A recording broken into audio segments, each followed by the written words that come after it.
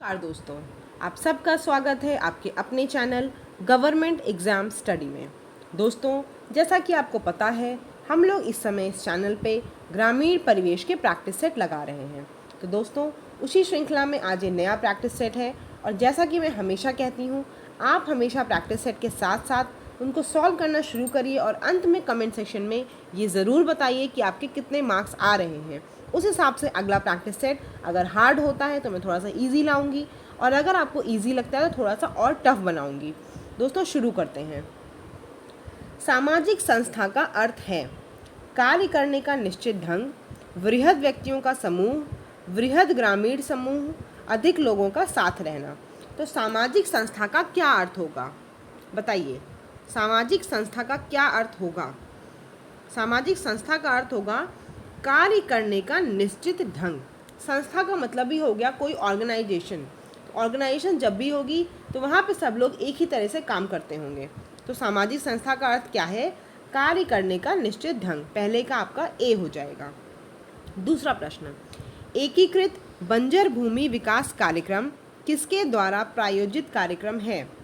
राज्य सरकार द्वारा, केंद्र सरकार द्वारा, पंचायत द्वारा या फिर ए और बी दोनों? तो एकीकृत बंजर भूमि विकास कार्यक्रम केंद्र सरकार के द्वारा ये प्रायोजित कार्यक्रम है। ठीक है दोस्तों, अगर आपको आंसर पता है तो आप बताते चलिए और नहीं पता है तो आप फिर सुनते चलिए। प्रैक्टिस सेट में बार बार बोलती हूँ, ज़रूर लगा के जाइए। कुछ भी आप नहीं पढ़ रहे हैं, कुछ कर रहे हैं, प्रैक्टिस सेट ज़रूर करिए क्योंकि प्रैक्टिस सेट में होते हैं हमेशा इंपॉर्टेंट क्वेश्चंस। तीसरा प्रश्न, भिन्नता करने की शक्ति का संबंध है पद वैधता से, पद विश्लेषण से, वैधता से या फिर उपयुक्त सभी?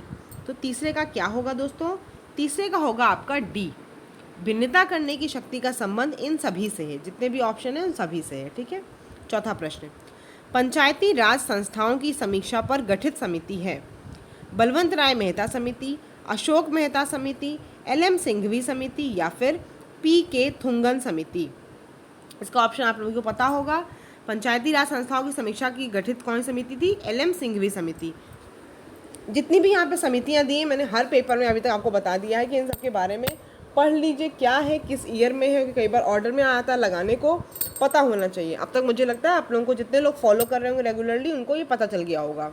ठीक है, चलिए पाँचवा प्रश्न देख लीजिए। कृषि व्यवसाय में आधुनिकता का प्रतीक है हरित क्रांति, सिंचाई के साधन, गेहूं की खेती या फिर मक्के की खेती? तो क्या है बताइए? कृषि व्यवसाय में आधुनिकता का प्रतीक क्या है? हरित क्रांति। जो ग्रीन रिवॉल्यूशन है आपका हुआ था, वो आधुनिकता का प्रतीक है। चलिए आगे देख लेते हैं। छठा प्रश्न, जिप्सम किस प्रकार की भूमि के सुधार के लिए प्रयोग किया जाता है?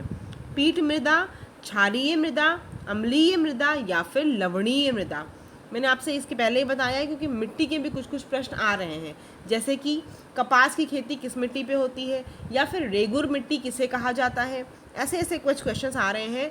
मैंने एक आपको वीडियो बताई है कि सॉइल पे भी पड़ी हुई है, आप उसको चैनल पे जाके वो भी देख सकते हैं। ठीक है, और आपको बहुत हेल्प मिलेगी। उसमें सारे important topics, important questions cover हो गए हैं। उससे बाहर सॉइल में तो कभी नहीं आएगा। ठीक है, 6 क्वेश्चन का आंसर बताइए कौन सा है इसका? बिल्कुल सही, इसका आंसर 6 का आपका बी है। क्षारीय मृदा के लिए जिप्सम का यूज़ करते हैं। 7वां प्रश्न है, रजत रेशा क्रांति किससे संबंधित है? फल उत्पादन से, जूट उत्पादन से, कपास उत्पादन से या फिर अंडा उत्पादन से? तो किससे है बताइए?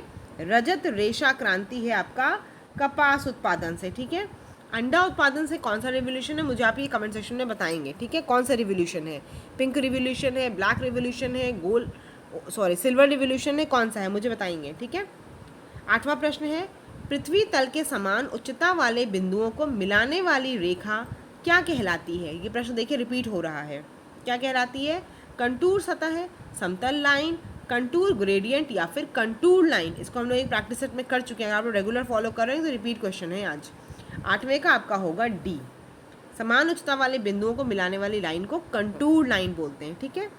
9वां प्रश्न है, भारत सरकार द्वारा उत्तर प्रदेश की 10 नई जनजातियों को कब सूचीबद्ध किया गया?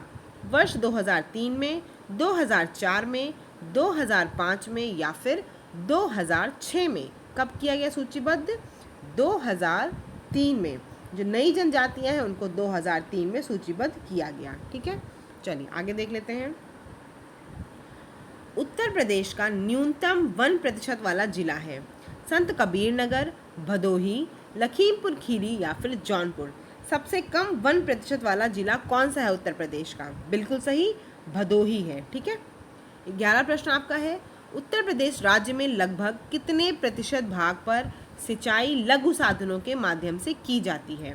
65%, 72%, 77% या फिर 80%? कितने प्रतिशत भाग पर सिंचाई की जाती है लघु साधनों से? इसका उत्तर आपका सी है, 77% में। ठीक है, 12वां प्रश्न देख लीजिए। जनगणना 2011 के अनुसार राष्ट्रीय स्तर पर प्रदेश की महिला साक्षरता दर के मामले में कौन सा स्थान है? 29वां, 30वां, 35वां या फिर 31वां? बताइए क्या है इसका उत्तर। 12 प्रश्न का बताइए उत्तर। बिल्कुल सही, डी है। अगर राष्ट्रीय स्तर पर प्रदेश की महिला साक्षरता दर में देखेंगे तो उत्तर प्रदेश का स्थान 31वां है। ठीक है, 31। चलिए आगे देख लेते हैं अगला प्रश्न। 13 प्रश्न आपका क्या है? तले छड़ का संबंध होता है विभिन्न लक्षणों की ऊंचाइयों से, दूरियों से, गहराइयों से या फिर ए और बी दोनों से? तो बताइए इसका उत्तर क्या होगा। तले छड़ का संबंध किससे होता है? तले छड़ का संबंध होता है ऊंचाइयों से। ठीक है, 13 का आपका ए हो जाएगा। 14 प्रश्न, उत्तर प्रदेश में प्रथम रेलगाड़ी कब चलाई गई? ये रिपीट हो गया, 2 से 3 बार क्वेश्चन आ चुका है आपका, देखिए प्रैक्टिस सेट में। अब मुझे आप ये बताएंगे उत्तर प्रदेश में प्रथम रेलगाड़ी, जैसे कि आपको पता है भारत में प्रथम रेलगाड़ी बम्बई से ठाणे चली थी, वैसे उत्तर प्रदेश में जो प्रथम रेलगाड़ी चली थी वो कहाँ से कहाँ तक चली थी? आप इसे कमेंट सेक्शन में बताएंगे। प्रैक्टिस सेट आप फॉलो कर रहे होंगे तो ये क्वेश्चन भी रिपीट हुआ है। ठीक है, तो 14 का क्या ऑप्शन है? 1853 ईस्वी, 1859 ईस्वी, 1860 ईस्वी और 1861 ईस्वी। बताइए कब हुआ है? बिल्कुल सही है, इसका ऑप्शन आपका बी है, 1859 ईस्वी में। ठीक है, और प्रैक्टिस सेट फॉलो करने के लिए दोस्तों आपको चैनल की प्लेलिस्ट बनी हुई है ग्रामीण विकास की, वहाँ पर जाकर आपको सारे प्रैक्टिस सेट मिल जाएंगे। ठीक है, चलिए 15 क्वेश्चन देख लेते हैं। ग्रामीण समुदाय को नगरीय समुदाय से भिन्न करने के लिए निम्नलिखित में से कौन सा आधार सही है? श्रम विभाजन, जाति पृथक्करण, सामाजिक संबंध के प्रकार या फिर वर्ग पृथक्करण? तो क्या है? ग्रामीण समुदाय को नगरीय समुदाय से भिन्न करने के लिए कौन सा आधार सही है? 15 का आपका है सी, सामाजिक संबंध के प्रकार। ठीक है, चलिए आगे देख लेते हैं। 16 प्रश्न है आपका। थर्स्टन एवं लिंकर्ट ने किसके मापन हेतु पैमानों का निर्माण किया? मानसिक विन्यास, व्यक्तित्व मापन, सामाजिक दशा या फिर मनोवृत्ति? तो ये अगर जिन्होंने क्या कहते हैं थर्स्टन का नाम सुना होगा शायद वो बता पाएंगे इसका, जिन्होंने नहीं सुना है उनके लिए तो खैर मुश्किल होगा।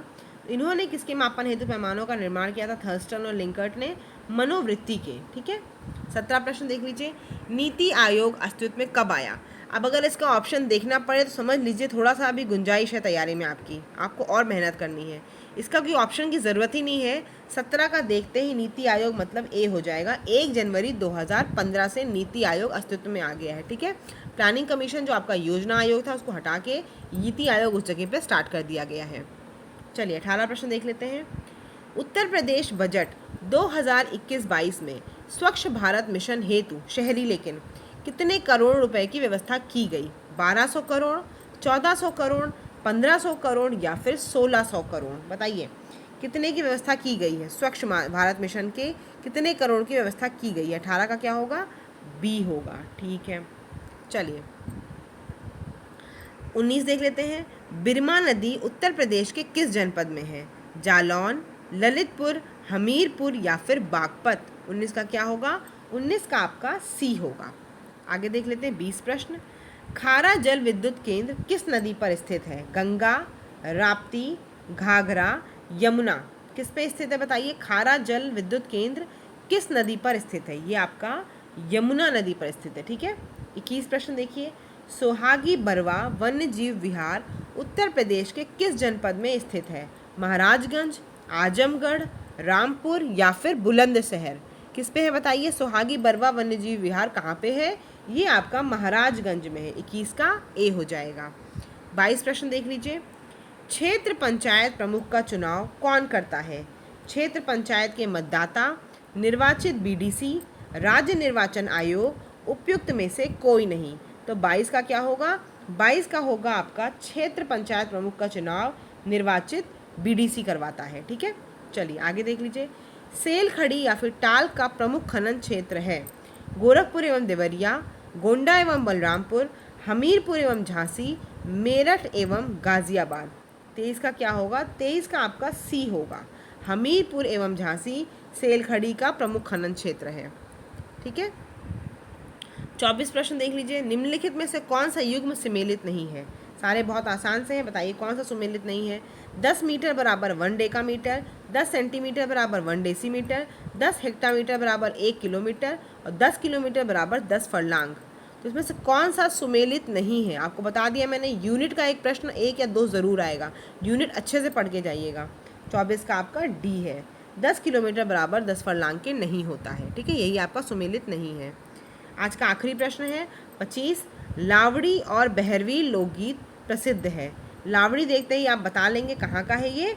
रुहेलखंड क्षेत्र का है। ठीक है, रुहेलखंड क्षेत्र का लावड़ी और बहरवीर लोकगीत है। ठीक है दोस्तों, आज का ये प्रैक्टिस सेट था। आपको कैसा लगा आप इसे कमेंट सेक्शन में ज़रूर बताइएगा दोस्तों। और चैनल को अगर सब्सक्राइब नहीं किया है तो ज़रूर कर लीजिएगा, क्योंकि हम आपके लिए हिंदी के प्रैक्टिस सेट, ग्रामीण के और अब जीएस के प्रैक्टिस सेट जल्द ही शुरू करने वाले हैं। धन्यवाद।